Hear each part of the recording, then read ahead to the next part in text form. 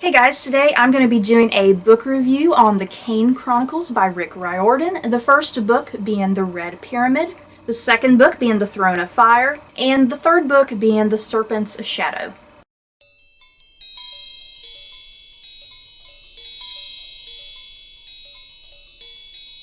The Kane Chronicles follows Carter and Stacie Kane, two siblings who are part of two very different worlds. Stacie has lived in London with her grandparents, and Carter has been traveling the globe with his father. So one day, when Carter and his father happen to be in London, they collect Stacie, and Carter and Stacie realize that all hell has broke loose and the ancient gods of Egypt are awake. And to make matters worse, the god Set is hot on Carter and Stacie's trail. What Carter and Stacie eventually discover about their family heritage is that they are descended down from a line of pharaohs, and it's their job to train in the ways of magic and deal with the gods and goddesses of ancient Egypt. So yeah, this first book, The Red Pyramid, is about Carter and Stacie as they have to defeat the god Set.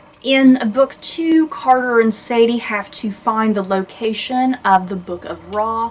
And in the third book, The Serpent's Shadow, Carter and Stacie have to deal with the chaos snake Apophis. So yeah, that's kind of a vague overall summary of what this trilogy is about. Like I said, it's primarily focused on the sibling relationship between Carter and Stacie and their totally different backgrounds, and the fact that they have been separated from one another for quite a number of years, and they're learning to kind of reform and regain their relationship as brother and sister and discover who the other is. And in the meantime, they have to deal with the gods and goddesses of ancient Egypt and protect and save the world.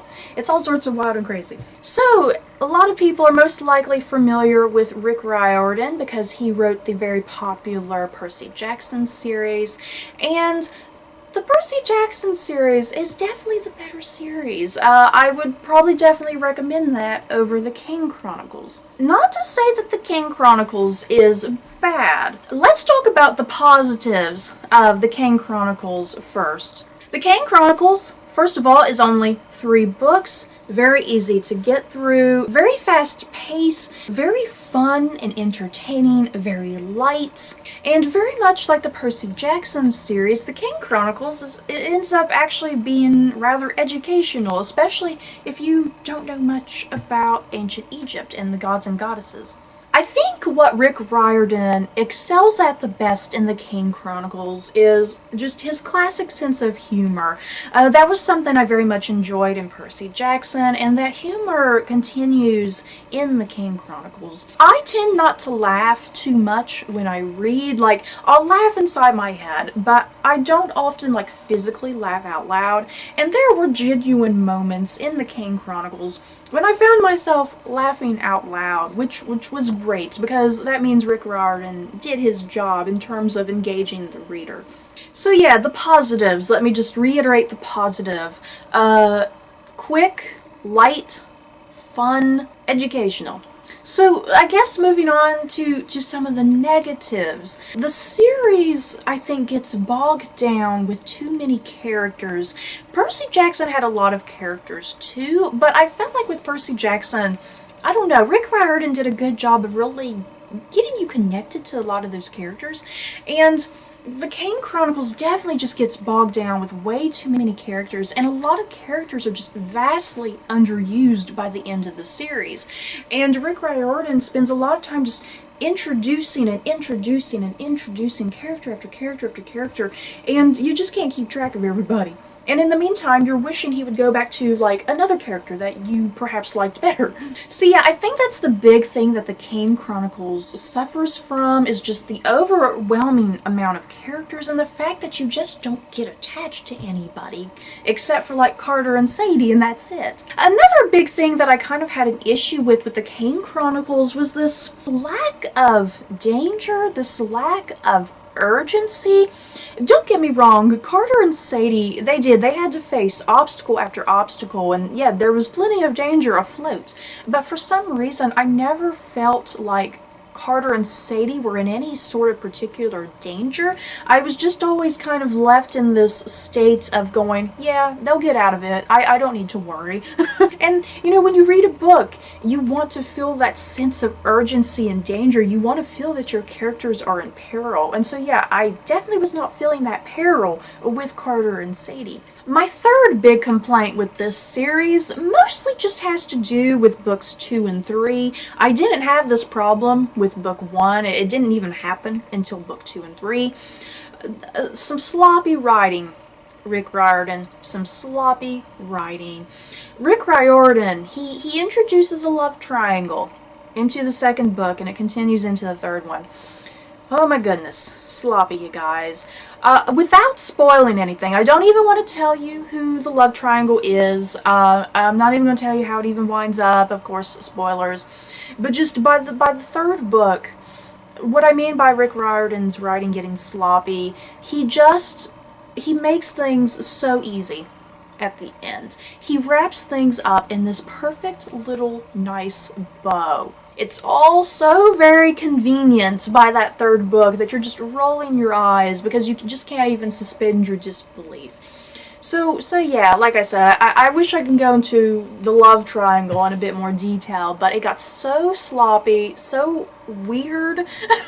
And the weird thing is, even though I kind of hated the love triangle, the thing is I loved all three of those characters. I loved those three characters just more as individuals, you know, when they were not in the love triangle, if that makes sense. And another big, massive issue that I had with the Kane Chronicles was the fact that I felt like Rick Riordan's writing got way too convoluted and just all over the place.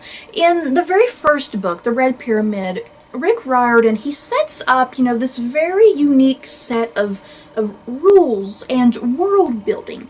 But the thing is, it seems like Rick Riordan kind of forgot about his rules and world building, and he did something else with that stuff in like books 2 and 3.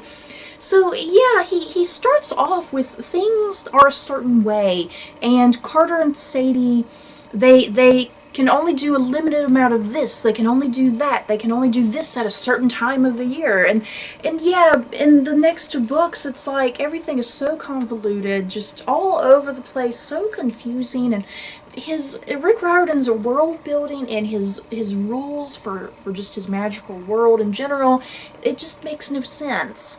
And yeah, world building and magical rules, that's a big thing to me, that it all makes sense, you know, that you don't backtrack on your world building or backtrack on your magical rules. I hate when authors do that and they have to backpedal because in book 1 they realize they made a mistake or something, and for the convenience of their narrative of their next books they got to fix what they said back in book 1, if that just made sense. So yeah, I feel like I did a lot of complaining about the Kane Chronicles. Don't let that totally put you off. I still really enjoyed the Kane Chronicles. I do want to stress that, even though I'm complaining a lot. I do want to stress that I did still highly enjoy the Kane Chronicles. They were fun and fluffy, and you just really enjoy it. You go with the ride, and that's the thing. You gotta go with it. Don't take it too seriously. It is for children, and I do think children will definitely really love this series. Like I said, very educational. You know, you don't see a lot of books about ancient Egypt and talking about the gods and goddesses. It seems like a lot of fiction likes to talk about the gods of Greece and whatnot. So yeah, it's just really nice to see the gods of Egypt given some love for once. If you're someone who did not like Percy Jackson, you're not going to like the Kane Chronicles. Let's put it that way. You're definitely not going to like the Kane Chronicles. But if you're someone who really did enjoy the Percy Jackson series, I think you should definitely give the Kane Chronicles a chance and see where you lie. You probably definitely won't like them as much, but I think they're still worth a read because Rick Riordan's writing is still just lovely, and he has a great sense of humor, which was what was drawing me into the story. So yeah, that's it for my review. Have you guys read the Kane Chronicles? Do you want to read them? Just let me know in the comments below. So that's it for this book review. I hope you guys enjoyed. Don't forget to like, comment, and subscribe. And if you liked this video, you may like these other videos. Bye, guys.